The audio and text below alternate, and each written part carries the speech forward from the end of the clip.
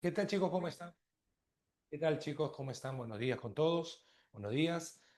Vamos a desarrollar lo que tiene que ver esta semana con la segunda parte de literatura peruana. ¿De acuerdo? ¿Qué tal? ¿Cómo están? Buenos días con cada uno de ustedes, chicos. Vamos a desarrollar lo que comprende más que todo la etapa del llamado realismo y luego la etapa conocida como posmodernismo. ¿Correcto, chicos? Ya la próxima semana hacemos indigenismo y vanguardismo y la última de los años 50 y 60, ¿correcto? Muy bien. A ver, tengamos presente lo siguiente. Hoy vamos a hablar acerca del llamado realismo. Para entender un poco acerca del realismo, recordamos que esta corriente surge por primera vez no en el Perú, sino en Europa. Y para ser más precisos, surge por primera vez en lo que es Francia, ¿correcto? Claro, la causante de esta situación o la causante de esta corriente, como saben ustedes, es la llamada Segunda Revolución Industrial. Frente a eso, la literatura que ya tenía una mirada subjetiva, idealizada, pasatista y todo ello, ¿no? Generada por el llamado romanticismo, va a cambiar esa mirada y su mirada va a ser más objetiva, verosímil, ¿no? Donde describe tal cual sucede en la realidad. Y eso generado justamente por los conflictos sociales que acontecían en ese momento en Europa. En el caso del Perú, si pensamos en el realismo peruano, pensamos principalmente de que uno de los causantes de esta situación fue básicamente ¿qué cosa? La guerra con Chile, ¿ok? La guerra con Chile fue quizás uno de los motivantes para que se desarrolle esta etapa. Y no solamente la guerra con Chile, sino también una de las situaciones problemáticas que acontecía en el Perú, que era la situación del indígena. Al indio, como clase social, se lo menospreciaba, se le desplazaba, no le daban la importancia de vida, y frente a eso es que los escritores de este entonces también van a denunciar cómo las autoridades abusan de estos llamados indios. Por eso, muchachos, entendamos que si hablamos de realismo peruano, estamos frente a un periodo donde la temática principal gira en torno a lo que es la guerra con Chile y también la situación del indio, ¿ok? Estamos frente a un periodo que, como sabemos nosotros, se opone. ¿A quién se opone? Se opone, a ver, un ratito por acá, en este caso,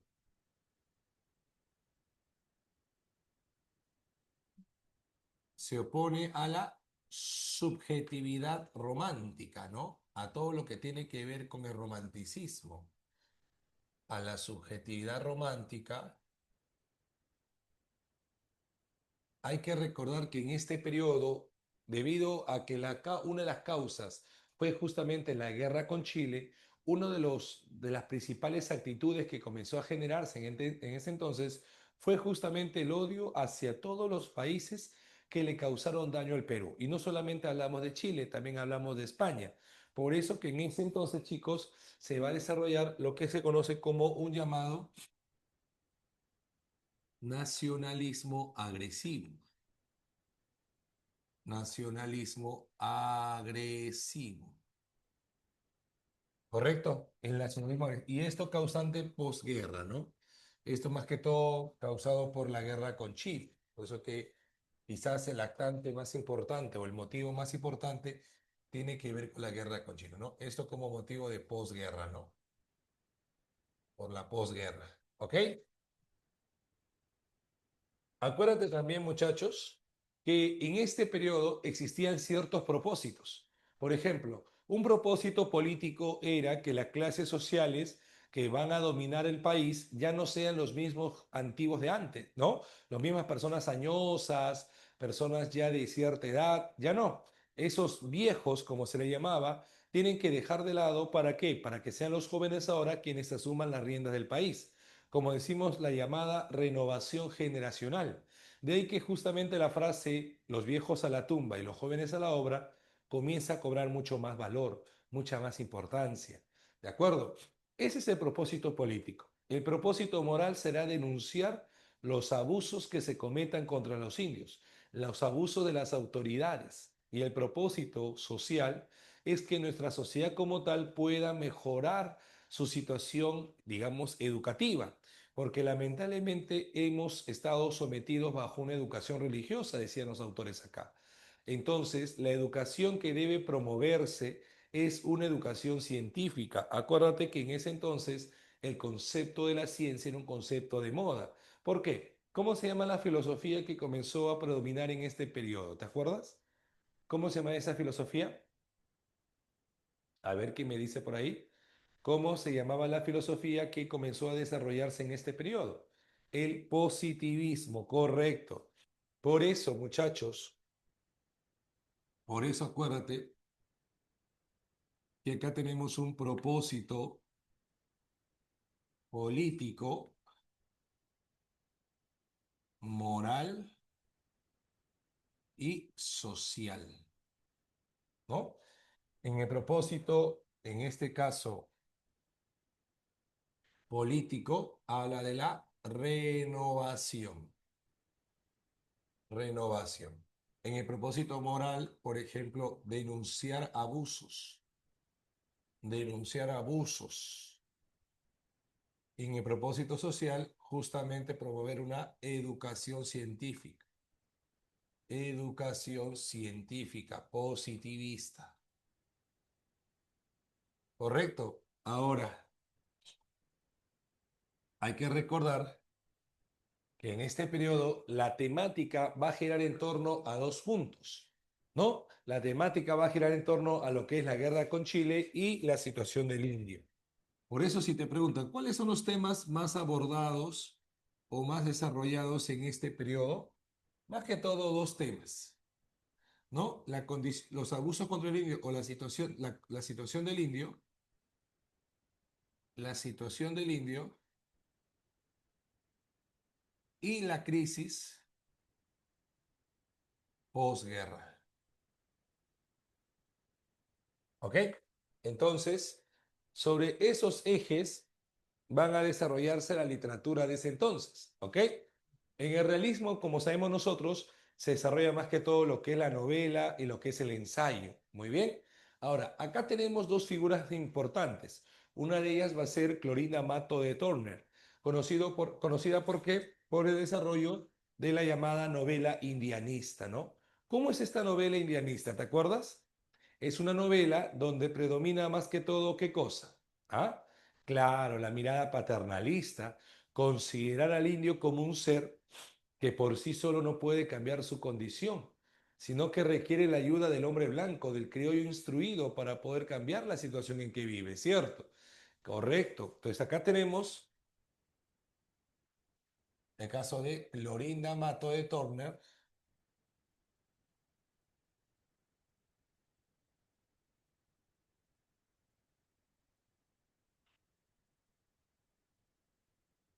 Tenemos la famosa novela indianista,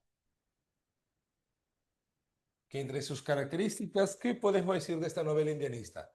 Que es paternalista y no solamente es paternalista, sino que tiene una postura positivista. Claro, porque ella consideraba que a través de la educación se podía cambiar la conducta de los indios, ¿no? Claro, paternalista y positivista, acuérdate. Hablaba, incluso en un fragmento de la novela planteaba que la causa por la cual los indios estaban siendo sometidos es porque no consumían demasiada carne.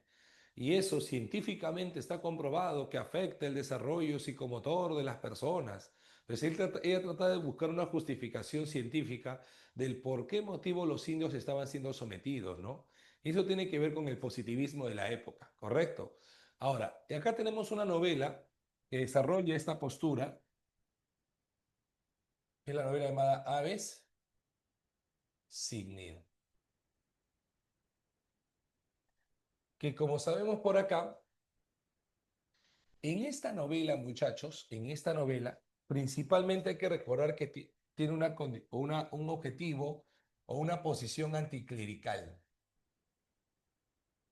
porque acá los que son criticados son principalmente los curas, la clase religiosa.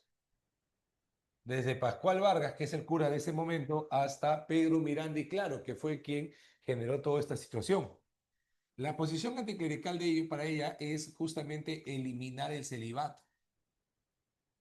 Ella consideraba que eliminando el celibato podría cambiarse toda esta situación que vive, en este caso, el indio. Y acuérdate que no solamente hay una posición anticlerical, sino que también en Aves sin Nido vamos a notar este tipo de crítica hacia las autoridades, ¿no? Se denuncian, hay que tomar en cuenta eso, hay una denuncia hacia las autoridades, ¿no? Hay una denuncia hacia las autoridades.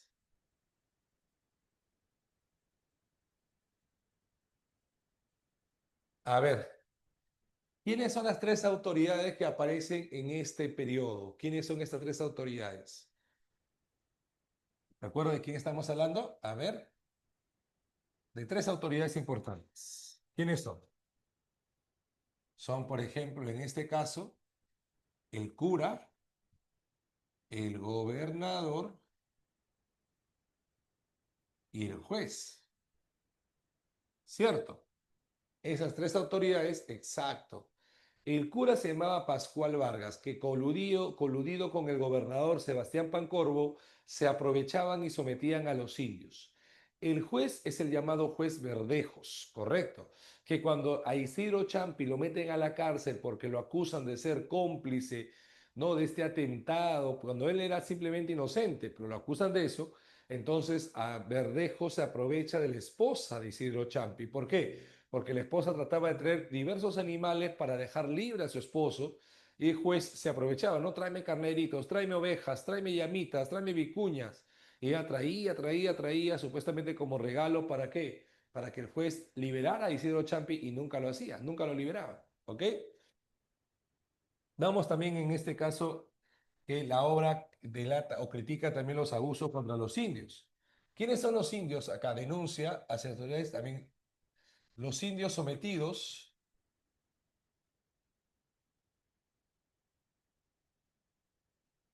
¿Quiénes son los indios sometidos? La familia Yupanqui, ¿no?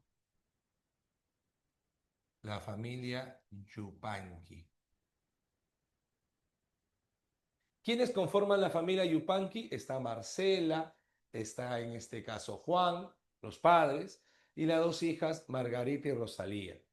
Ellos, si ellos son los indios sometidos, la pregunta sería, profe, ¿y quiénes son en este caso los protectores, los blancos protectores?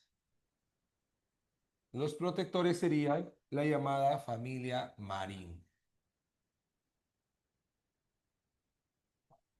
Familia Marín. ¿Correcto? Ellos serían los llamados protectores dentro del relato. Como sabes tú, claro, que son tanto quienes, Lucía y Fernando Marín, ¿no? Ahora, ¿qué sucede? Como sabes, en el momento de la trifulca que hubo, los que mueren son la familia Yupanqui, los padres, y se quedan al cargo de las niñas, ¿a quién? A la familia Marín. Ahora, la familia Marín lo que buscaba era tratar de educar a estas niñas para tratar de cambiar la condición y las tratan de llevar hacia dónde, hacia Lima, ¿no? Porque existía esta idea curiosa en la novela que el espacio como tal corrompía al ser humano. Es decir, si un indio quería mejorar su situación, tenía que salir del Ande, porque el Ande era un sistema, era un espacio corrupto. Esa mirada naturalista, porque es una mirada naturalista, ¿no? ¿Cómo que naturalista, profe? Basada en el naturalismo de Darwin, donde se señalaba que el espacio, el ecosistema, lo que nos rodea, nos determina. Esa idea es la que se pensaba acá, ¿no? Ella tenía esta postura, Clorinda Mato, del llamado darwinismo social, donde tenemos el concepto de que muchas veces el espacio nos condiciona, el espacio nos determina. Si una persona vive en el Ande y el Ande está vinculado con la imagen de atraso, entonces esta persona va a estar sometida al atraso, sometida al abuso, sometida, digamos así, a la ignorancia. En cambio, ¿dónde puede estar para cambiar esta situación? En Lima, la ciudad, la gran ciudad, porque la gran ciudad es desarrollo, avance. ¿Ok? Los Isidro Champi como indios también sometidos, pero indios sometidos por la parte judicial, ¿no? Los Champis tienen relevancia en el sentido de que son indios sometidos, pero por la parte judicial. ¿ok? Por la parte de los jueces, ¿correcto? Ahora, te decía, ¿no? Esta imagen típica de el ande como atraso es la imagen que va a tener esta novela. Entonces, lo que ellos van a buscar es tratar de sacar a las niñas de ese lugar y las tratan de llevar hacia Lima. Pero en ese proceso, acuérdate que Margarita comenzaba a mirar con ojos diferentes a un muchacho llamado Manuel, Manuel Pancorbo, el hijo del gobernador. Pero la familia, bueno, las madres, los padres adoptivos, tanto Lucía como Fernando, no aceptaban tal situación. ¿Por qué? Porque asociaban la imagen de Manuel Pancorbo con Sebastián Pancorbo, con el gobernador. Entonces decían, no, él es el hijo de este gobernador, es el hijo de este hombre malvado, no creo que sea adecuado que te enamores de él. Entonces, por ende, esta relación no quería, bueno, Lucía Marín no quería que se realice o concrete, ¿no? Al final, ¿qué sucede? Sucede que Manuel le confiesa a la familia Marín que no es hijo del gobernador, que su madre le dijo que hace muchos años él fue producto de un ultraje hacia ella, ¿no? Uno de los curas que había en este pueblo la ultrajó. Claro, era hijo del cura. ¿De quién hijo, profe? ¿Pascual Vargas? No, un cura anterior a él, un cura que lo llevaron cuando hubo esta denuncia, lo sacaron del pueblo y en vez que la iglesia lo denunciara o lo votara, lo elevaron como obispo, ¿no? Le dieron un cargo superior, imagínate. Estamos hablando de Pedro Miranda, ¿no? Pedro Miranda. Al final, cuando, claro, Pedro Miranda y claro, cuando menciona el nombre de quien es su padre verdadero, ahí sucede algo muy interesante. ¿Por qué? Porque Lucía escucha dicho nombre y recuerda que ese mismo nombre fue el que pronunció Marcela Yupanqui antes de morir, confesándole que también ese mismo hombre es el padre de Margarita, que a ella lo ultrajaron, que su verdadero padre de Margarita no es Juan Yupanqui, sino este cura llamado Pedro Miranda y Claro. Entonces, vamos a ver que tanto Margarita como Manuel no podían estar juntos, claro, porque, como dice por ahí su compañera Cindy, eran hermanos, ¿no? Y así justamente ese concepto, ave sin nido, al final quedan así los jóvenes, ¿no? Como dos aves sin nido. ¿Qué es el nido? La protección. Hay que recordar que la imagen de este periodo es la imagen de un indio desprotegido, de un indio que no tiene cuidado y que nosotros como eh, criollos, como personas en este caso instruidas, tenemos la obligación de cuidar y proteger al indio. Por eso te digo que la mirada en ese entonces era una mirada paternalista, ¿no? Paternalista netamente. ¿Correcto? ¿Estamos claros hasta acá, chicos? Sí, listo, ya. Pero así como tenemos a esta autora, novelista indianista, también tenemos aquí a un ensayista,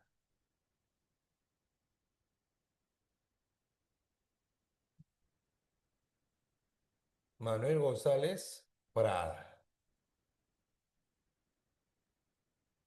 ¿Correcto? Manuel González Prada. Muy bien. Ahora, González Prada, muchachos, es ensayista y poeta, ¿correcto?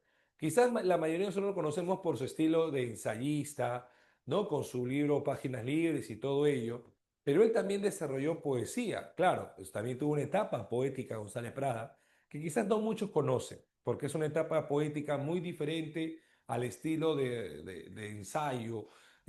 Conocemos que González Prada es una persona que tiene una posición muy anticlerical, es una persona rebelde, fundador en este caso, de lo que sería más adelante el Partido Nacional Peruano. Además de eso, hay que entender que González Prada, su posición era completamente iconoclasta, rebelde, ¿no? Anti todo, entonces incluso anarquista, ¿no? Hay que recordar que él fue un ensayista, tuvo una posición anarquista e iconoclasta.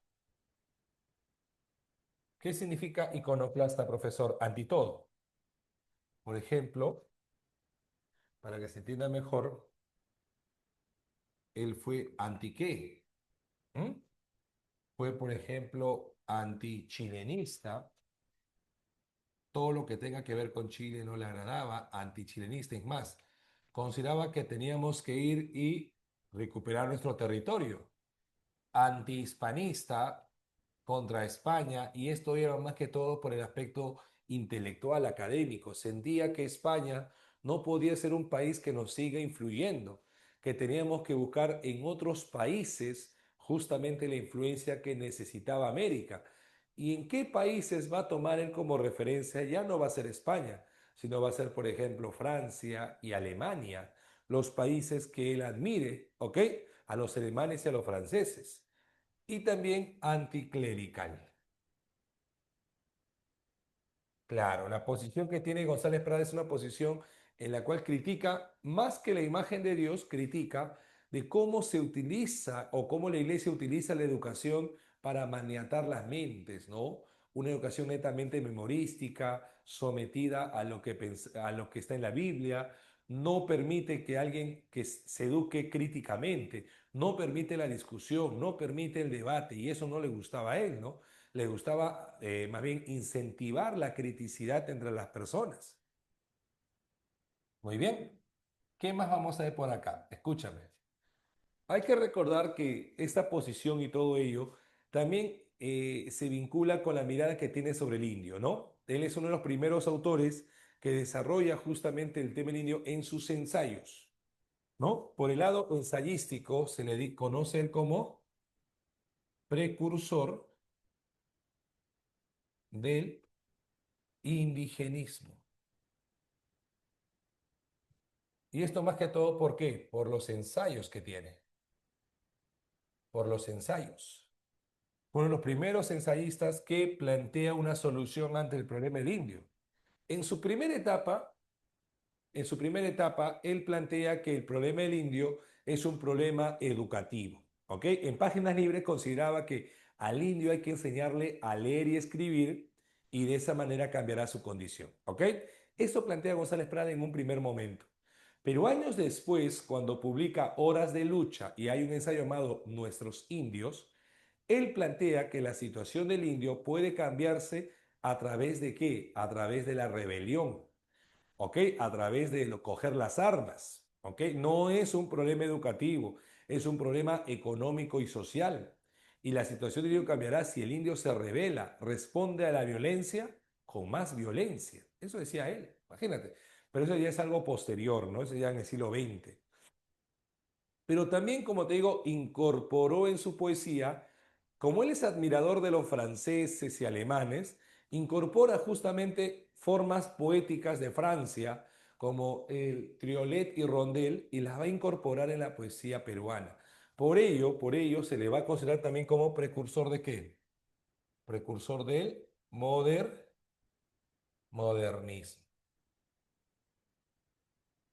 Y esto más que todo por en la parte poética, ¿no? En la poesía. Muy bien, en la poesía. ¿Correcto? Precursor del modernismo. ¿Qué más vemos por acá? En este caso, chicos, González Prada, además de ser precursor y todo ello y la posición que tiene, tiene este texto muy interesante llamado Páginas Libres.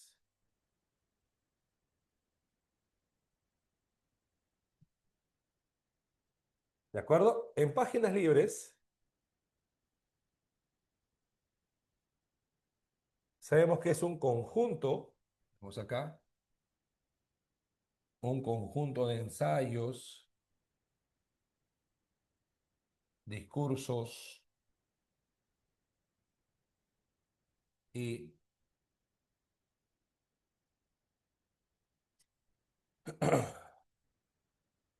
y conferencias.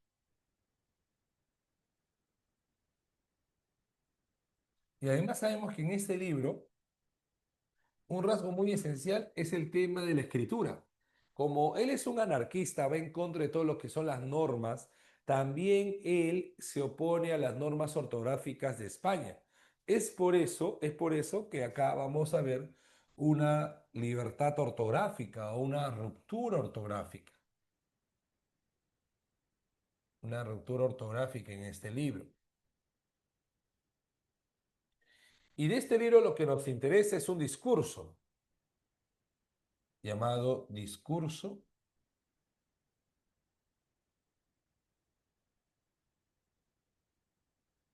en el Politeama. Claro, hay que entender algo, ¿no? El Politeama es un teatro, correcto. En ese entonces, el Perú había firmado un tratado, el Tratado de Ancón, donde señalaba que una parte económica estaba endeudada con Chile, porque Chile había hecho un gasto debido a todo el proceso de la guerra, y dicho gasto tenía que ser costeado por el Perú, pero el Perú no tenía dinero. Y es donde justamente un grupo de estudiantes recurren a hacer actividades para recaudar fondos. Y uno de esos eventos justamente fue en el Politeama. Ahora, en ese evento donde trajeron a diversas autoridades, también invitaron a González Prada, sabiendo que era un hombre crítico a estas autoridades. Pero él no fue, pero mandó un discurso que fue leído por un joven llamado Miguel Urbina. En este discurso lo que busca González Pradas es incentivar que los jóvenes sean ahora quienes asuman el poder en el país. Por eso, curiosamente, el primer fragmento dice lo siguiente, ¿no? Señores, los que pisan el umbral de la vida, se juntan hoy para dar una lección a los que se acercan a las puertas de sepulcro. Mira, en ese fragmento dice, ¿no? Los que pisan el umbral de la vida. ¿Quiénes son los que pisan el umbral de la vida? Los que pisan el umbral de la vida son básicamente los jóvenes, ¿no? ¿Y quiénes son aquellos que se acercan a las puertas del sepulcro? Son las personas ya mayores, ancianas. Entonces, lo que hace acá González Prada es incentivar que sean los jóvenes quienes asuman las riendas del país. ¿De acuerdo? Dice, la fiesta que presenciamos tiene mucho de patriotismo y algo de ironía, porque el niño quiere rescatar con el oro lo que el hombre no supo defender con el hierro. Entonces, ¿qué te está diciendo acá? Que los jóvenes quieren rescatar con el dinero lo que el hombre no supo defender con las armas. ¿Qué notamos en este discurso, profe? Es muy metafórico, profe, claro. Hay que recordar que en este discurso hay un lenguaje muy metafórico,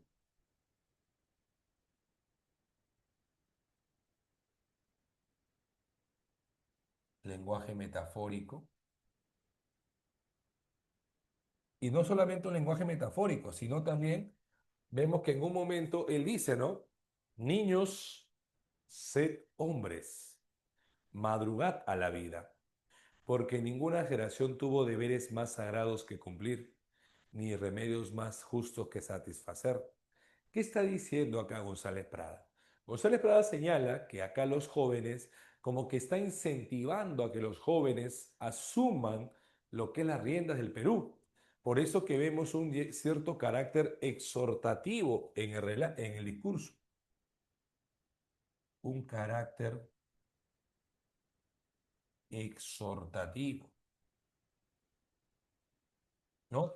Buscando en este caso la acción de los jóvenes, ¿ok? Que sean los jóvenes quienes asuman las riendas del Perú, un carácter exhortativo, por eso te mencionaba. Ahora, ¿qué más notamos por acá? Vamos a ver que también al emitir frases radicales como los viejos a la tumba y los jóvenes a la obra, se dice que el lenguaje de González Prada acá se caracteriza por ser un lenguaje sentencioso. ¿Qué significa sentencioso, profesor? Sentencioso significa que es un lenguaje donde es radical, donde dice verdades o donde da afirmaciones con posturas radicales. ¿Ok? Ese es un lenguaje sentencioso.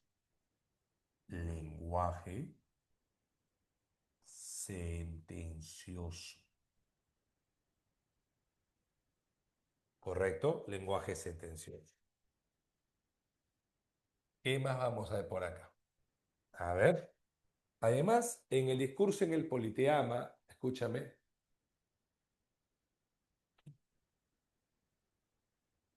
Muy buena pregunta, muy buena pregunta. No, lo que yo opino en base a eso es que los jóvenes deberían ser aquellas personas que estén más sujetos a los temas que están pasando en nuestro país. Con una cosa es saber de política y otra cosa es hacer política. El hombre en sí siempre hacemos política. Un docente hace política, tú estudiando estás haciendo política, somos seres políticos, decía Aristóteles, ¿no? Entonces, el hecho de saber de política significa Que no es que sepas la postura política de tal personaje, no, sino que sepas qué está pasando en nuestro país, qué está sucediendo en nuestra patria. Cómo, por ejemplo, puede haber construcciones, cómo puede haber corrupción en tal lugar. Ahora, quizás lo que yo siento, señorita, es que existe en el estudiante un sentimiento de desaliento, un sentimiento de pesimismo y de escepticismo muy fuerte. Esta sensación de que todo está mal, de que todo está desagradable y que como todo está mal, entonces yo no me voy a meter a cambiar nada. Claro, y ya no da, exacto, correcto, el desaliento, la incertidumbre, el escepticismo, el simplemente decir, como yo he escuchado a muchos, a muchas personas, y lo entiendo perfectamente, ¿no? Los jóvenes dicen, profe, yo no me interesa política porque piense lo que piense o diga lo que diga, las cosas van a seguir igual. Ahí está el punto, ¿no? Todos tenemos esa imagen, ¿no? Desaliento, desesperanza, desinterés, escepticismo, pesimismo, ¿no? Y mejor hablamos de temas mucho más alegres y más felices, ¿no? Y tienden a hablar de otros temas. Y eso incluso hasta los tiktokeros o los influencers hacen lo mismo, ¿no? Yo de política no hablo. A mí hablan de otra cosa, pero de política no hablo. Cosas así. Y ahí viene el problema, ¿no? Ahora, pongámonos en el papel de ¿a quién le conviene esa actitud? ¿A quién le conviene que tengamos esa actitud? ¿A quién le conviene que nos preocupemos más por, claro, les conviene a la gente que sigue robando, pues? A la gente que sigue robando, sigue enquistada en el poder, sigue usando la corrupción, sea de derecha y de izquierda, por si acaso, le conviene que sigamos teniendo esa misma actitud, que nos centremos en cosas superfluas o superficiales. Entonces, analicemos eso, ¿no? Estamos siendo, como se dice, claro, somos apolíticos, como diría un cantante que ya falleció. Yo, mi música era apolítica, pero no somos tan apolíticos, no somos apolíticos funcionales, porque el no hacer política conviene a, a cierto grupo de poder. Entonces, tengamos presente eso, ¿no? Es decir, debe ser o blanco o negro, no puede ser plomizo, tibio, ¿no? Claro, tienes que poner una postura, sea a favor o en contra, tienes que poner una postura y defenderla hasta el final. Pero yo recuerdo, y acá hago un paréntesis, Dante Alighieri, para relacionarlo con el curso, en la obra La Divina Comedia, relataba a uno de los pecados, no sé si pecado llamarlo así, pero una de las situaciones más tristes del ser humano. Decía, ¿no? Hay seres que no son tan buenos para estar en el cielo, ni tan malos para estar en el infierno. Son simplemente escoria, decía Dante Alighieri. ¿Eh? ¿Quiénes son ellos? Decía, ¿no? Ellos están en el antiinfierno. ¿Quiénes son ellos? Los indiferentes. Exacto, los indiferentes. Y ellos simplemente corrían detrás de una bandera que era símbolo de identidad o de compromiso, y eran picados constantemente por avispas. Pero mira, no eres ni tan bueno para estar en el cielo, ni tan malo para estar en el infierno. Simplemente eres escoria, algo relegado, los indiferentes. Entonces, mira desde ese tiempo la posición, ¿no? Dante Alighieri, siendo Dante, decía, o eres bueno o eres malo, pero sé algo, ¿no? Entonces, hay la posición que, bueno, espero que, esa es una posición personal, no tiene nada que ver con Bonex, ¿sabes? No tiene nada que ver con Bonex, es una posición netamente personal, ya que una alumna me planteó la idea, ¿ok? Sigamos por acá, sigamos con el tema. ¿De acuerdo, chicos? Eso sí, no, te sugiero que siempre leas, investigues, sé crítico, sé analítico, cuestiona tu realidad, y esa es la sugerencia que te doy como persona, ¿ok? Ya, ¿qué más tratamos por acá, chicos? Entonces, lo que sucede es que en páginas libres vamos a ver, muchachos, que él plantea, por ejemplo, que la situación que tiene nuestro país está relacionada también con la mala o la herencia colonial que nos dejaron los españoles. Él decía, ¿no? Nuestros antepasados bebieron el vino generoso y nos dejaron las heces. Entonces, acá hay una crítica al pasado colonial, a la herencia del pasado colonial, ¿no? A la herencia del pasado colonial.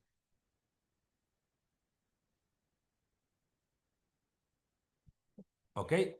Además de criticar a la herencia del pasado colonial, vamos a ver también que hay una crítica.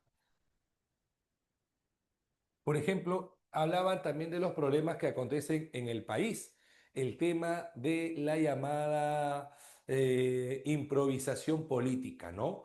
Decía, por ejemplo, hemos colocado a cualquier persona en el cargo de juez, en el cargo de ministro de Educación, hemos colocado a cualquiera que no sea un educador.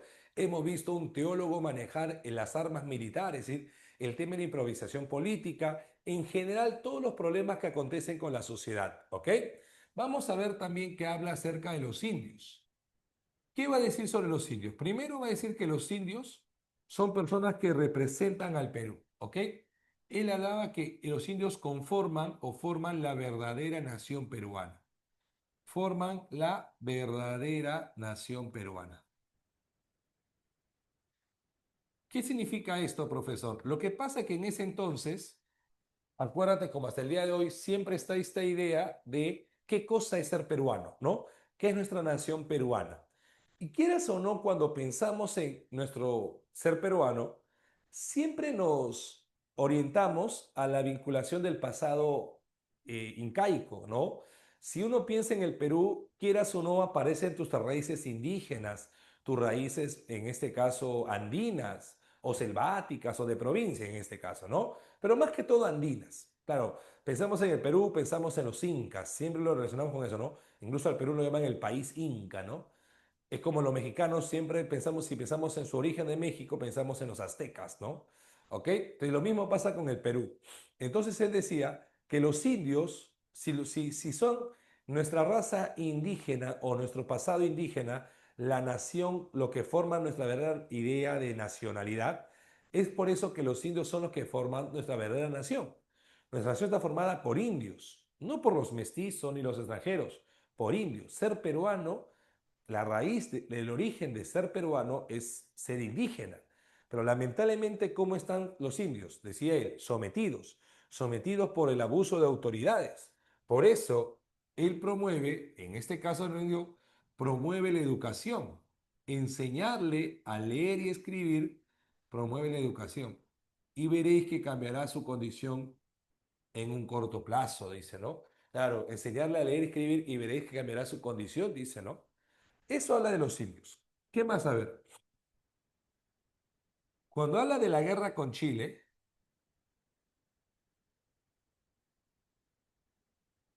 ¿qué va a decir sobre este punto? Él va a señalar, por ejemplo, primero, él dice que las causas de la derrota, las causas de la derrota, ¿cuáles fueron? En este caso, las causas de la derrota fueron principalmente ¿qué? Exacto, muy bien. El arma más importante que tuvo Chile fueron nuestros propios defectos. ¿Y nuestro defecto de qué? De la ignorancia y el espíritu de servidumbre. Esos fueron principalmente nuestros grandes defectos. La ignorancia y la servidumbre.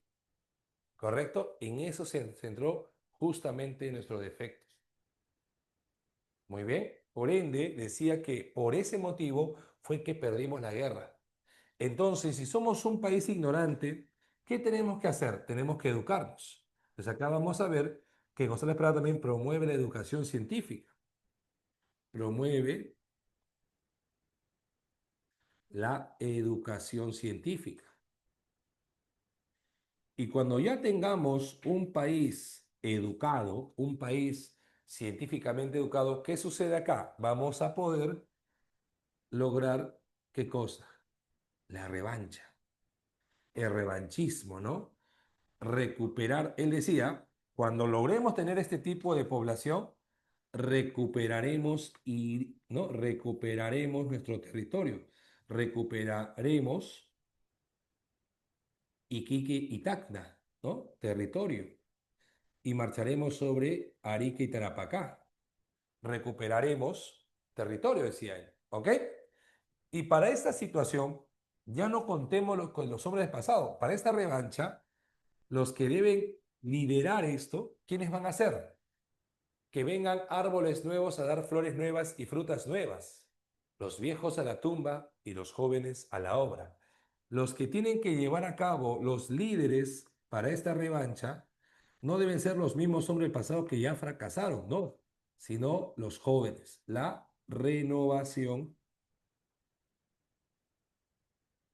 generacional. Exacto. ¿Estamos bien hasta acá, chicos? Exacto, perfecto, muy bien, que sean los jóvenes.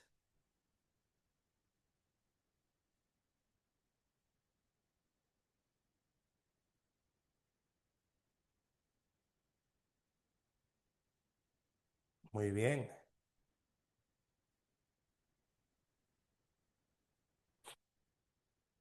Hasta ahí, ¿todo bien, chicos? ¿Todo correcto?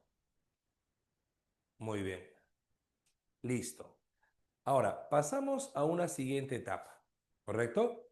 Pasamos a una etapa llamada disculpen, del realismo surge el modernismo, ¿ok? Y del modernismo surge un periodo que va a ser como un momento de tránsito llamado posmodernismo. El posmodernismo no es una corriente como tal. El posmodernismo es una etapa de tránsito, ¿correcto? Es una etapa de transición.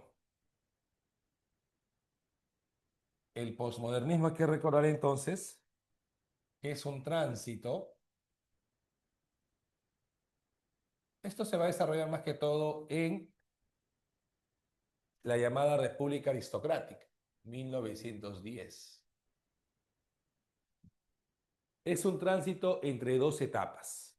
Es un momento en el cual los autores van a buscar nuevas fuentes de inspiración. Es un tránsito entre el llamado modernismo y vanguardia.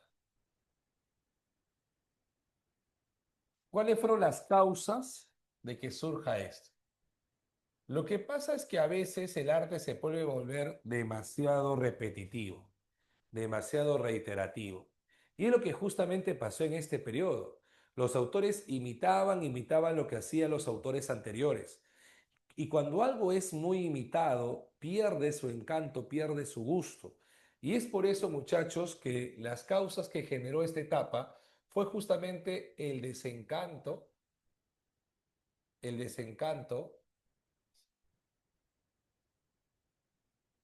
debido al repeticionismo, ¿no? Repeticionismo artístico, ¿no? El desencanto frente al repeticionismo artístico. Y es por ello, muchachos, es por eso que en este caso, el fin que va a tener, el objetivo de este periodo es buscar nuevos estilos, ¿no? En la búsqueda de nuevas fuentes de inspiración, la búsqueda de una renovación artística. Claro, por eso de una renovación artística, renovación literaria.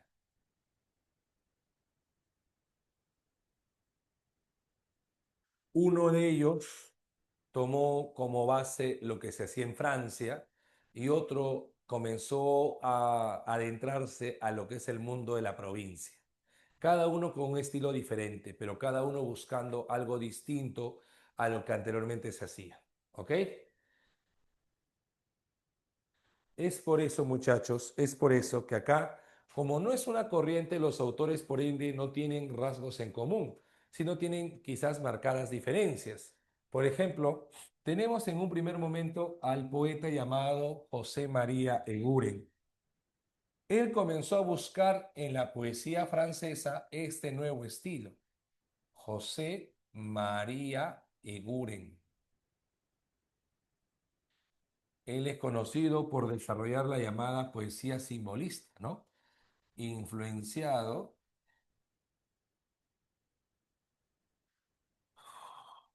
por el simbolismo francés.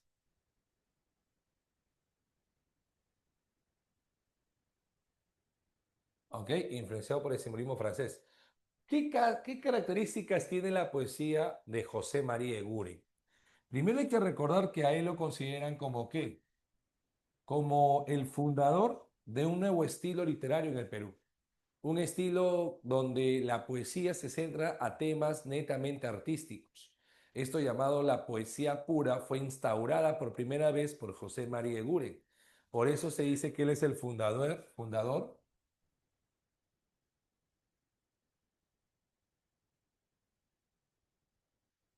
de la nueva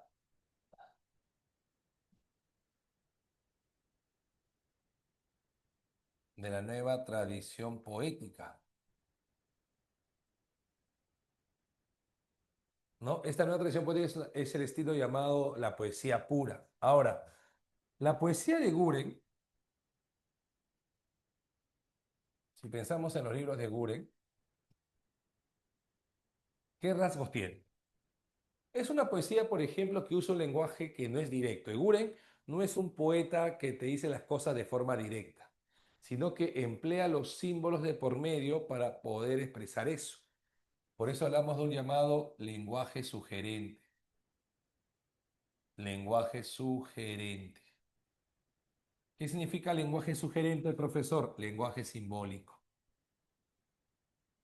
Además, Eguren emplea constantemente lo que es los colores y la musicalidad. Por eso que hablamos de cromatismo. La musicalidad lo vinculamos con orquestación musical.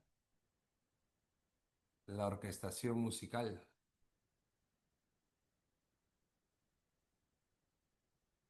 Muy bien.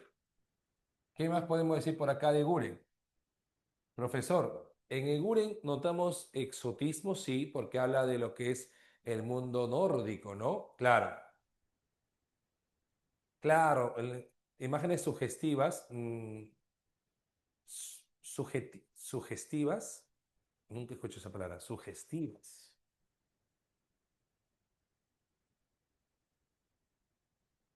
Sugestivas, así lo he encontrado. Me imagino que es adjetivo de sugerente.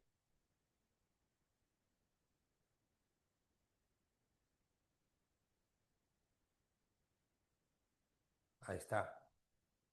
Claro. Que sugiere, claro. Imágenes subjetivas es imágenes sugerentes. Es lo mismo. Sí, las imágenes sugestivas es sinónimo de imágenes sugerentes. Está vinculado, claro. Imágenes simbólicas, para entenderlo mejor. Sí, sugestivas es sugerentes. Es lo mismo.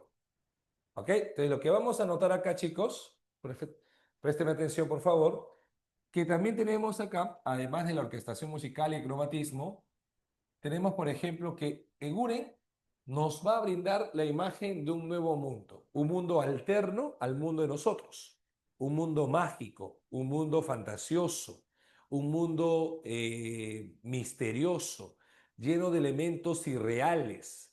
Pero esa es la visión de mundo que él tiene. Por eso se dice que es una visión personal de Eguren. Es decir, es como Eguren ve el mundo desde su arte poético, ¿no? Un mundo completamente fantasioso, donde un duque nuez se casa con la hija de Claudio Olor, ¿me entiendes?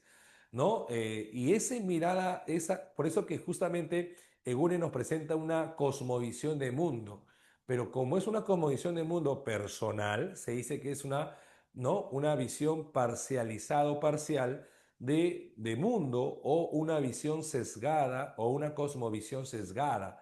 ¿Qué significa sesgada? Parcializada, subjetiva, personal. ¿Ok? Por eso, muchachos, acuérdate, Egure nos presenta una cosmovisión sesgada.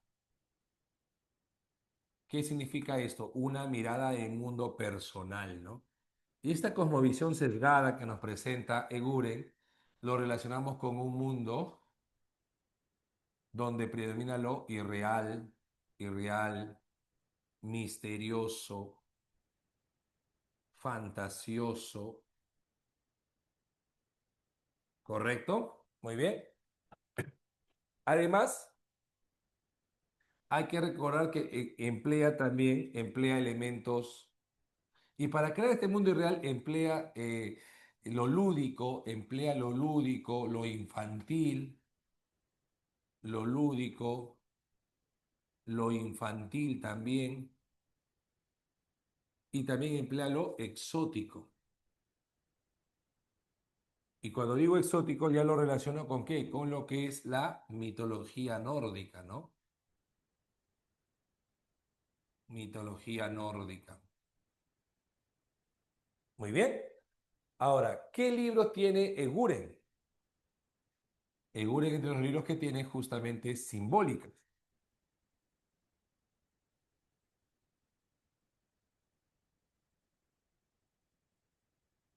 Y en simbólicas aparece este cuento llamado, este poema, disculpe, llamado Los Reyes Rojos. Desde la aurora combaten dos reyes rojos con lanza de oro. Por el verde bosque y los purpurinos cerros vibra su seña. ¿De qué habla este poema? De la lucha eterna, ¿no? Lucha eterna y cíclica. ¿De acuerdo? Entonces vamos a ver, muchachos. Nórdico significa norte de Europa. La mitología nórdica es la mitología del norte de Europa. Por ejemplo, pensemos en Odín, en Thor, en la Valquiria. Esa es la mitología nórdica, Emily. ¿Correcto?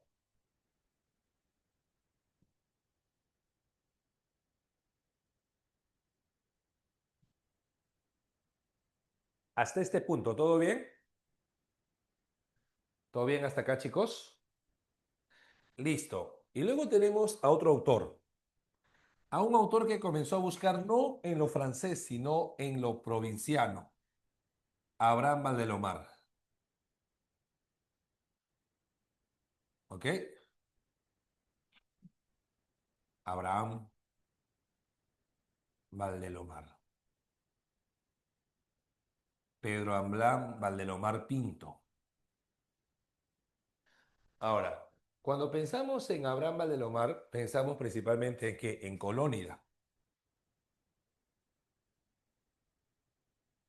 Colónida es un movimiento que, como sabes tú, ellos se oponen a este tipo de castas literarias que había en esa época. Lo que pasa que en la República Aristocrática se le daba mucha importancia a los escritores y poetas limeños y se les daba preferencia ante cualquier otro tipo de artista.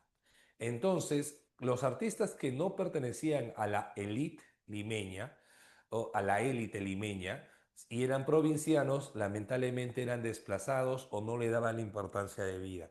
Por eso este movimiento colónida se opone a esa postura, ¿no? Ellos se oponen a las castas limeñas.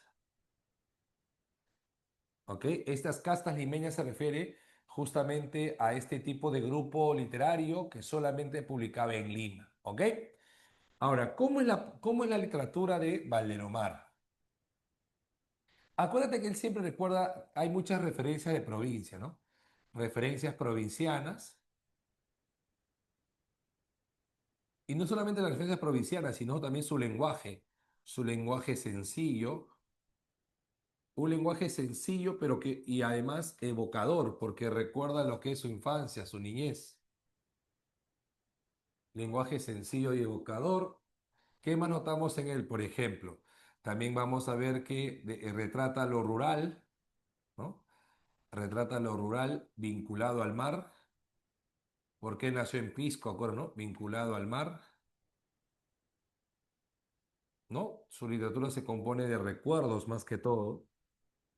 Y José Carlos Mariátegui lo señala dentro todavía de la postura cosmopolita a Abraham Valdelomar, ¿no? Vamos a ver acá su cuento, Los gallinazos sin plumas. No, acá hablo. El caballero Carmelo. Y estoy hablando, me equivoqué de animal. Ahí está, el caballero Carmelo. Terrible. El caballero Carmelo. Escuché un gallo cantar y se me vino a la mente. El caballero Carmelo. Disculpe, disculpe. El caballero Carmelo es un cuento criollo, ¿ok? Es un cuento criollo. ¿Qué es un cuento criollo, profesor? Un cuento criollo es aquel cuento que está ambientado en provincia, aquel que se desarrolla en provincia. Se desarrolla en provincia.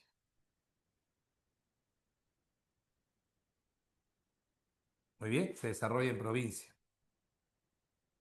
El narrador que tenemos acá es un narrador en primera persona, narrador protagonista.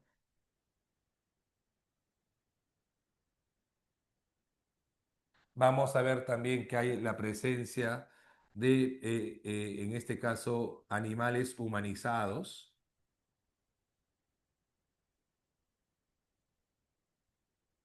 Por ejemplo, a los gallos, ¿no? A los gallos los humanizan, a los gallos los la forman como si fueran seres humanos. Por ejemplo, el Carmelo, ¿cómo es? El Carmelo es, ¿cómo es el ajiseco?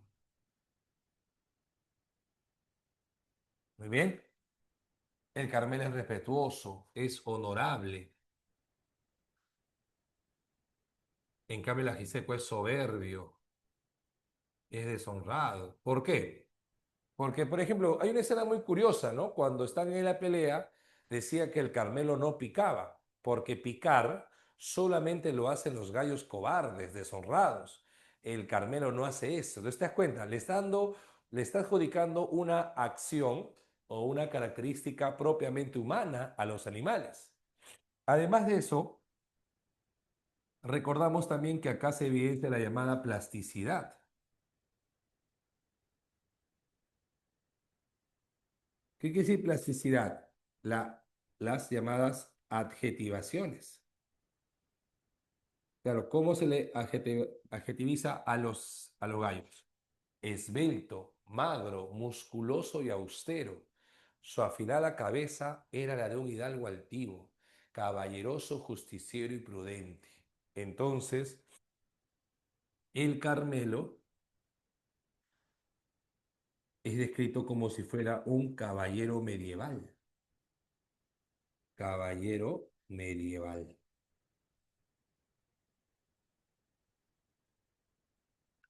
¿Cuáles son los temas que notamos en este relato? Primero, el tema de la heroicidad del gallo.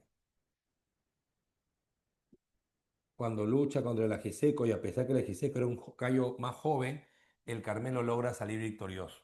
¿Qué más? Los recuerdos de la infancia. Recuerdos de la infancia. Valdelomar describe mucho lo que es el ámbito familiar, ¿no? El hogar provinciano. El hogar provinciano. Y también describe, por ejemplo, lo que son las costumbres de provincia, ¿no? Claro, las costumbres de provincia, como la pelea de gallos, las procesiones, ¿no?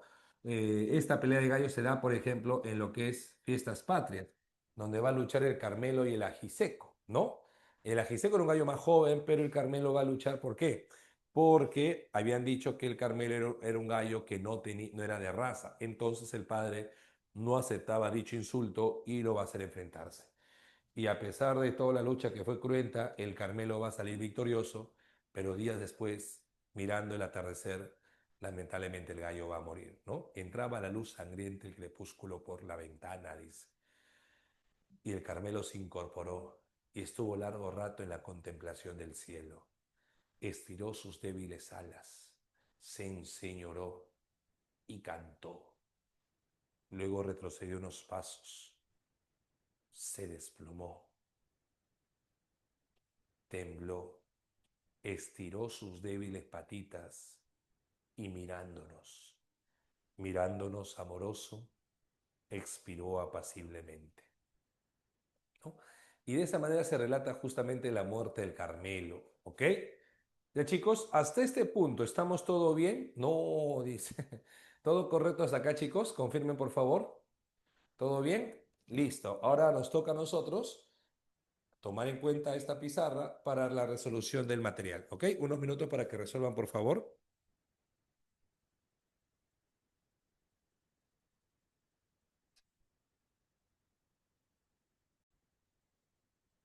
Ya, a ver, ahora sí comenzamos con lo que es las claves de este material.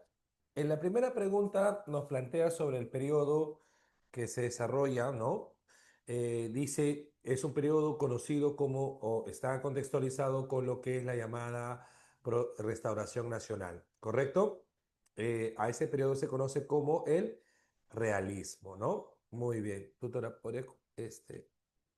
tutora, señorita Katy, el chat, por favor, ahí está. Ahí está. Gracias. Uno sería casa. En la dos dice, los aspectos formales de la novela contribuyen a reforzar el contenido ideológico. Uno de los aspectos es, a ver, no hay una voz narrativa, el empleo consta de una visión crítica hacia el progreso, no hay una visión crítica hacia el progreso, ¿ah? Y además no es un aspecto formal. Lo que sí, en el aspecto formal en la 2 podríamos señalar que sí hay un manejo de un lenguaje melodramático. ¿Qué es un lenguaje melodramático? Un lenguaje donde se nota mucho lo que es lo emocional, lo sentimental, ¿no? El hecho de la situación de los... No, no, no, no, paternalista no. Melodramático es sensible, un lenguaje sensible, donde se denota mucho las emociones. En el caso, por ejemplo, cuando se enteran que son hermanos y todo ello, ¿no? Eso es, ese es melodramático. Dos sería dado. Tres. ¿No? Las lágrimas fueron al final de aquella demanda que dejó entre misterios a Lucía. Después, residiendo pocos meses en el lugar, ignoraba las costumbres y no apreciaba en su verdadero punto la fuerza de las cuitas de la pobre mujer. Era necesario ver de cerca aquellas desheredadas criaturas y escuchar de sus labios, en su expresivo idioma, el relato de su actualidad para explicarse la simpatía que brota sin sentirlo en los corazones nobles y cómo se llega a ser parte en el dolor, aun cuando solo el interés del estudio motive la observación de costumbres que la mayoría de peruanos ignoran y que lamenta un reducido número de personas. Claro, ¿qué notamos acá? El tema de la empatía, ¿no? Claro, tres avión, muy bien. En la cuatro, ¿qué notamos acá? ¿Ah?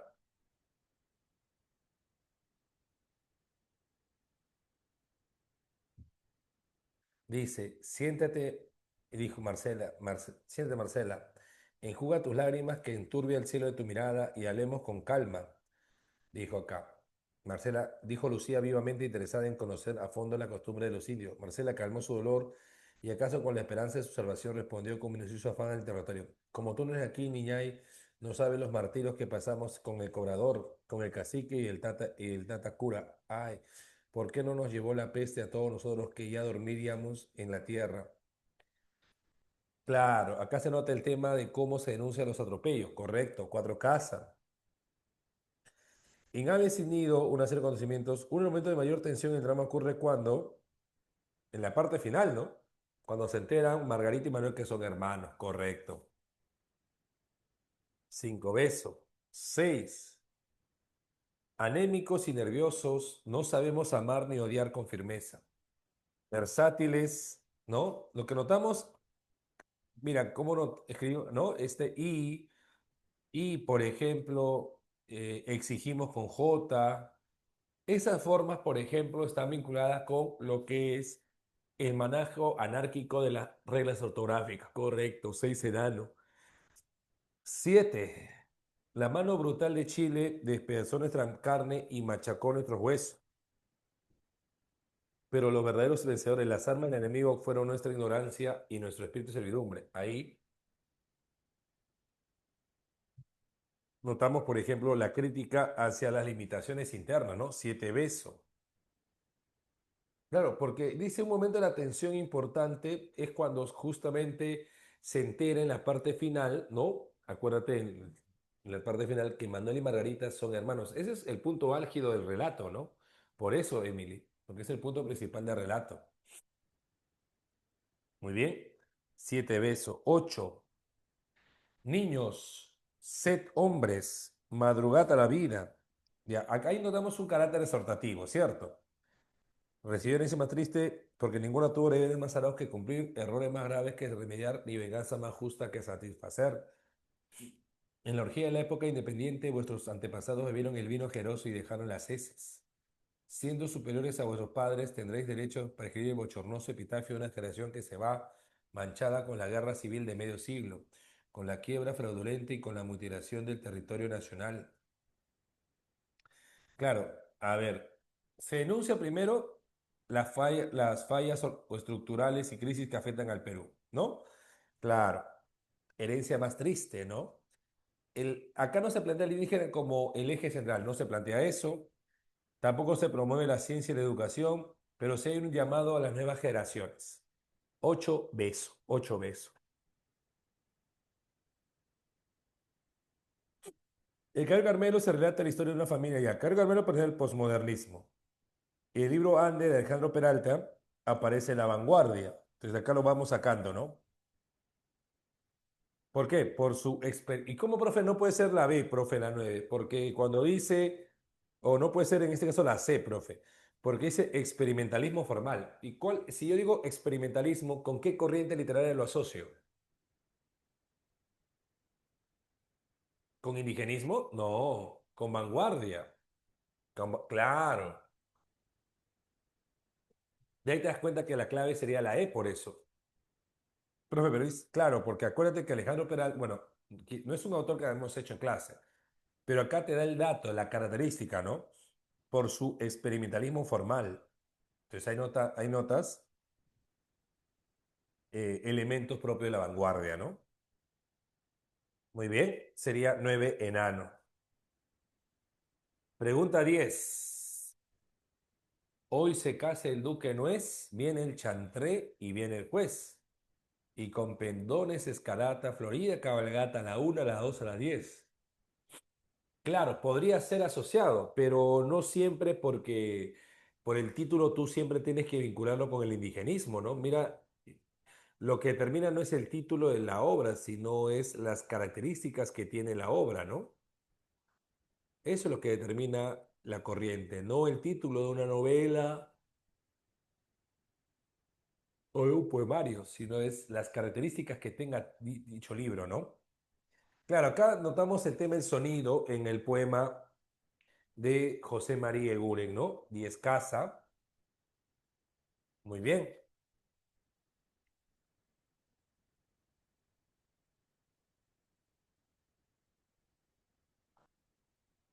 correcto. A ver, revisa, por favor.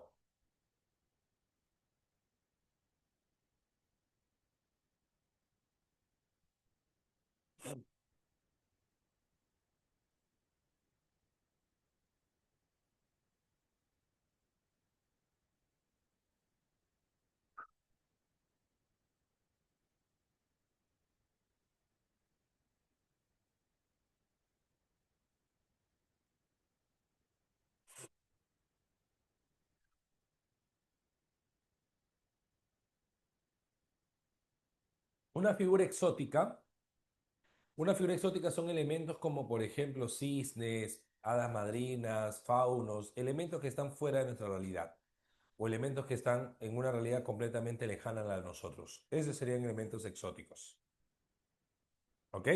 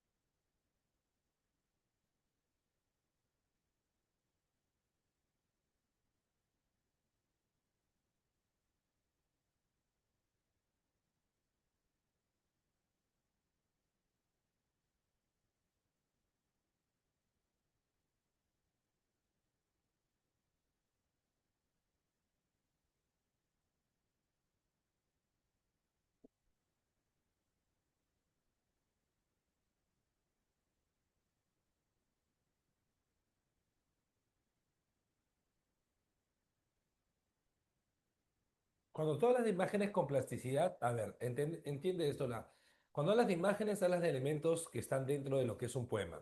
Y la plasticidad se refiere a la descripción justamente de esos elementos, ¿ok? A la descripción. ¿correcto? En este caso, cuando tú hablas justamente, por ejemplo, de imágenes complacidas, significa imágenes que están descritas por su color, su tamaño, su textura de su piel, sus movimientos. A eso se refiere, ¿ok?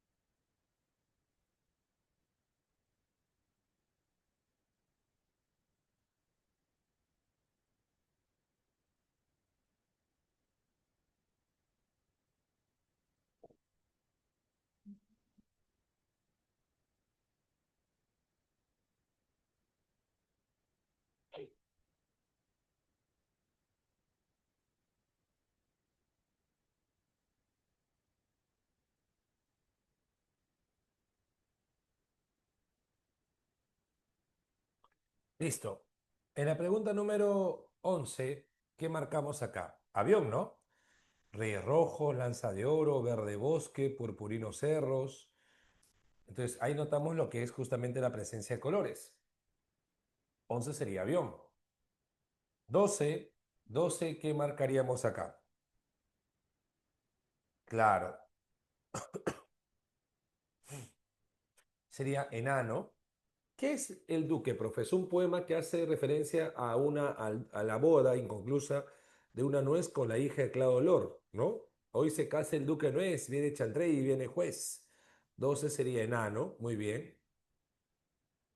13, uno de los elementos más destacados en la estructura simbólica del cuento es la forma en que se resalta. A ver, ¿qué marcamos en la 13?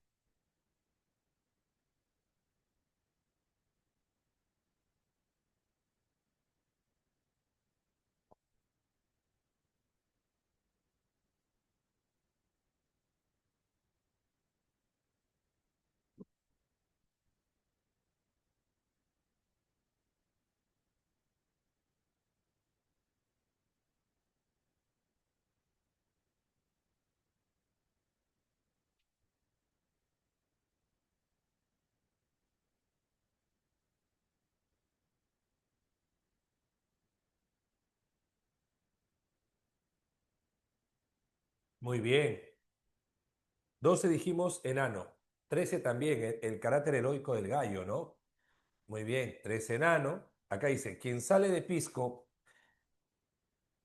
de la plazuela sin nombre, salitrosa y tranquila, vecina de la estación, torna por la calle Castillo, ¿no? Que hacia el sur se alarga, encuentra al terminar una plazoleta, una plazuela pequeña donde quemaban Judas el domingo de Pascua, de resurrección. Desolado, lugar en cuya arena verdeguean a trecho las malvas silvestres. Al lado del poniente, en vez de casas, extiende el mar su manto verde, cuya espuma teje complicados encajes al besar la húmeda orilla. Claro, se evoca, se recuerda un lugar cargado con mucha memoria, costumbre y belleza natural, ¿no? Muy bien. 14 avión.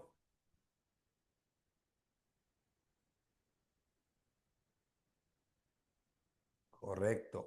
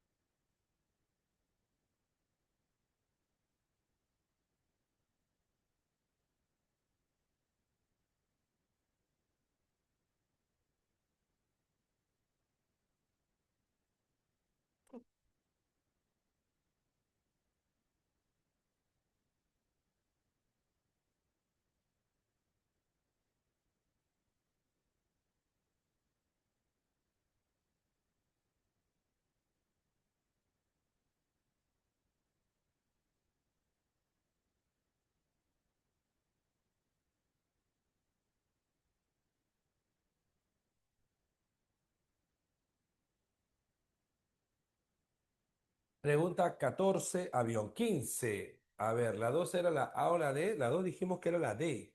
Dado, dado. Y la 15, dime, Tuano Vidal, ¿qué pasó?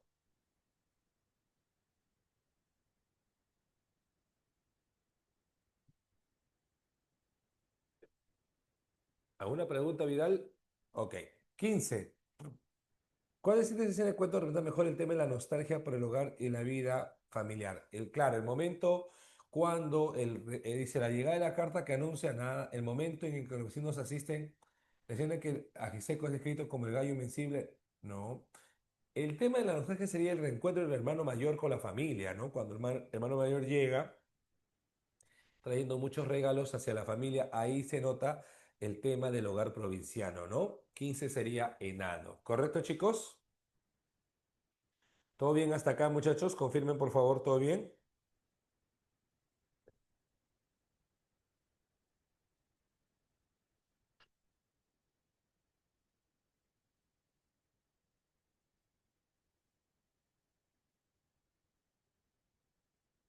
A ver,